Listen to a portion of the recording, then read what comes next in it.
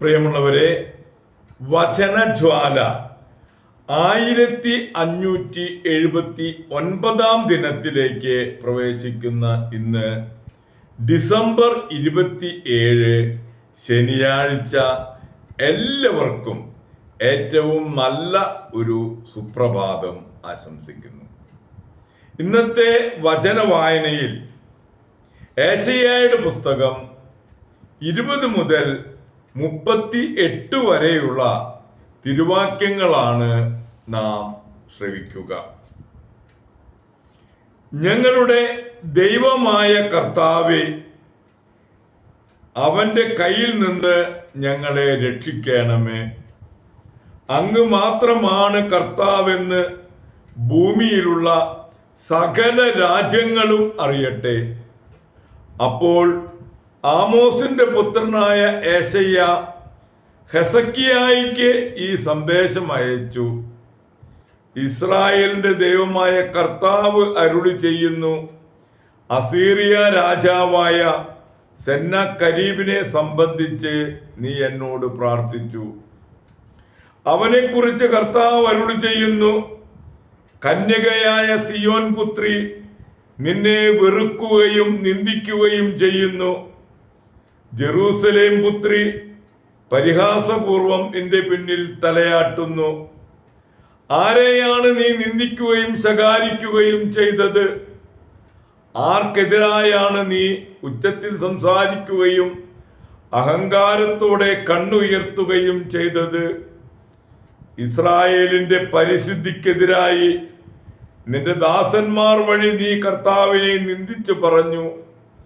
എന്റെ അനേകം രഥങ്ങളുമായി ഞാൻ പർവ്വതങ്ങളുടെ മുകളിലും ലെബനോന്റെ വിദൂര ശിഖരങ്ങളിലും കയറി. അതിൻ്റെ ഉയർന്ന ദേവദാരുക്കളെയും വിശിഷ്ടമായ സരളമരങ്ങളെയും ഞാൻ വെട്ടിവീഴ്ത്തി. അതിൻ്റെ വിദൂരമായ കൊടുമുടിയിലും ഇടതിങ്ങി വളരുന്ന വനത്തിലും ഞാൻ കടന്നു ചെന്നു. ഞാൻ കിണറുകൾ കുഴിച്ചു, വെള്ളം കുടിച്ചു. ഇതിന്റെ ഉള്ളങ്കാൽ കൊണ്ട് ഈജിപ്തിലെ നദികളെയെല്ലാം ഞാൻ വറ്റിച്ചു കളഞ്ഞു. ഞാനിത് പണ്ടേ നിശ്ചയിച്ചതാണെന്ന് നീ കേട്ടിട്ടില്ലേ? പണ്ടേ നിശ്ചയിച്ചത് ഞാൻ ഇപ്പോൾ നടപ്പിലാക്കുന്നു. നീ സുരക്ഷിത നഗരങ്ങളെ തകർത്ത് നാശകൂമ്പാരമാക്കും. അപ്പോൾ അതിലെ നിവാസികൾ ശക്തി ക്ഷയിച്ച് ആകുലരും പരിഭ്രാന്തരും ആകും. അവർ വയലിലെ സസ്യങ്ങൾ പോലെയും ഇളം പുല്ലുപോലെയും വളരുന്നതിന് മുമ്പേ ഉണങ്ങിപ്പോകുന്ന പുരപ്പുറത്തെ പുല്ലുപോലെയും ആയിത്തീരും. ഇതെല്ലാം ഞാൻ പണ്ടേ നിശ്ചയിച്ചതാണ്. നിന്റെ പ്രവൃത്തികളും വ്യാപാരങ്ങളും നീ എന്റെ നേരെ കോപിക്കുന്നതും ഞാൻ അറിയുന്നു. നീ എന്നോട് കോപിക്കുകയും നിന്റെ അഹങ്കാരം ഞാൻ അറിയുകയും ചെയ്തതുകൊണ്ട് ഞാൻ എൻ്റെ കൊളുത്ത് നിന്റെ മൂക്കിലും കടിഞ്ഞാൺ നിന്റെ വായിലും വിട്ട് വന്ന വഴിച്ചു തന്നെ തിരിച്ചോടിക്കും. ഇത് നിങ്ങൾക്കടയാളമായിരിക്കും. ഈ വർഷം സ്വയം വളരുന്നത് ഭക്ഷിക്കുക. 2-ാം വർഷവും അങ്ങനെ തന്നെ. 3-ാം വർഷം വിത്ത് വിതയ്ക്കുകയും കൊയ്യുകയും മുന്തിരിത്തോട്ടം നട്ടുപിടിപ്പിക്കുകയും അവയുടെ ഫലം ആസ്വദിക്കുകയും ചെയ്യുക. യൂദയായുടെ ഭവനത്തിൽ അവശേഷിക്കുന്നവർ വീണ്ടും വേര് പിടിക്കുകയും ഫലം പുറപ്പെടുവിക്കുകയും ചെയ്യും. ജെറൂസലേമിൽ നിന്ന് അവശിഷ്ടഭാഗം പുറപ്പെടും. സിയോൻ പർവ്വതത്തിൽ നിന്ന് അതിജീവിച്ചവരുടെ ഒരു ഗണവും. സൈന്യങ്ങളുടെ കർത്താവിന്റെ തീഷ്ണത ഇത് നിവർത്തിയാക്കും. അസീറിയ രാജാവിനെ കുറിച്ച് കർത്താവ് അരുളി ചെയ്യുന്നു, അവൻ ഈ നഗരത്തിലേക്ക് വരികയോ ഇതിനെതിരെ അമ്പെയ്യുകയോ ചെയ്യുകയില്ല. പരിചയമേന്തി വന്ന് ഇതിനെതിരെ ഉപരോധ വലയം നിർമ്മിക്കുകയില്ല. വന്ന വഴിയിലൂടെ തന്നെ അവൻ നശിച്ചു പോകുമെന്നും നഗരത്തിൽ പ്രവേശിക്കുകയില്ലെന്നും കർത്താവ് അരുളി ചെയ്യുന്നു. എനിക്ക് വേണ്ടിയും എൻ്റെ ദാസനായ ദാവീദിന് വേണ്ടിയും ഞാൻ ഈ നഗരത്തെ സംരക്ഷിക്കും. കർത്താവിന്റെ ദൂതൻ അസീറിയക്കാരുടെ പാളയത്തിൽ കടന്ന് 1,80,000 പേരെ വധിച്ചു. അതിരാവിലെ ഉണർന്നപ്പോൾ അവരെല്ലാം മരിച്ചു കിടക്കുന്നത് കണ്ടു.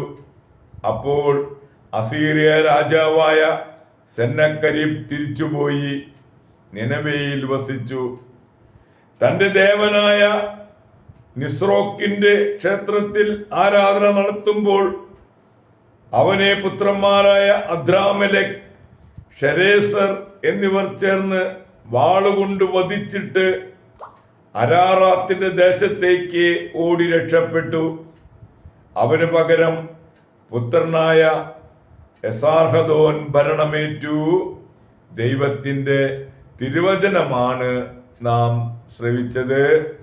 പ്രിയമുള്ളവരെ, ആഗോള കത്തോലിക്ക സഭയിൽ ഇന്ന് നമുക്കേറെ സുപരിചിതനും സുവിശേഷകനുമായ വിശുദ്ധ യോഹന്നാൻ ശ്ലീഹായെ അനുസ്മരിക്കുന്ന പൊൻസുദിനം.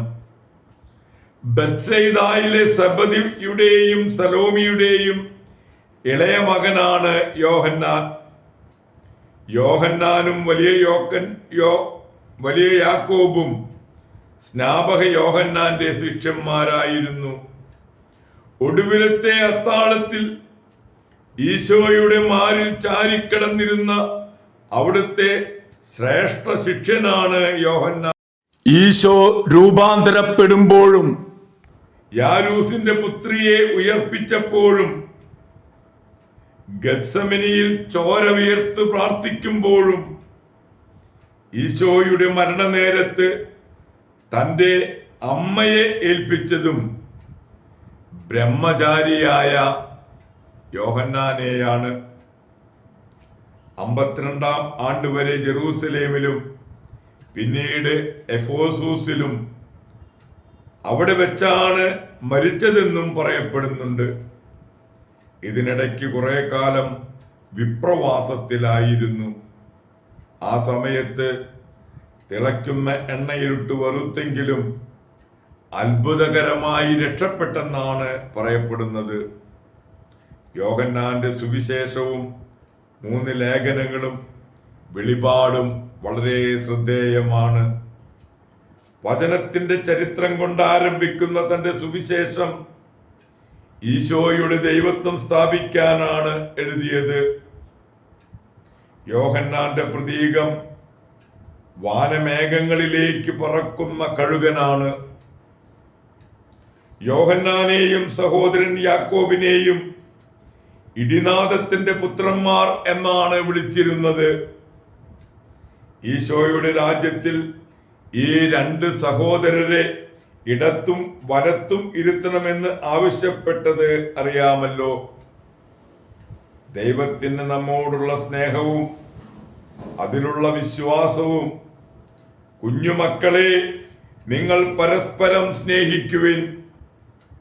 വിശുദ്ധ ഗ്രന്ഥത്തിന്റെ സംഗ്രഹമാണ് അത്. പ്രിയമുള്ളവരെ, സുവിശേഷകനായ വിശുദ്ധ യോഹന്നാൻ ശ്ലീഹായുടെ മധ്യസ്ഥം യാചിച്ച് ഇന്നത്തെ ഈ നല്ല ദിവസത്തിലേക്ക് നമുക്ക് പ്രവേശിക്കാം. എല്ലാവർക്കും നല്ല ഒരു ശനിയാഴ്ച ദിവസം ആശംസിക്കുന്നു. ദൈവം നമ്മെ ഓരോരുത്തരെയും സമൃദ്ധമായി അനുഗ്രഹിക്കട്ടെ.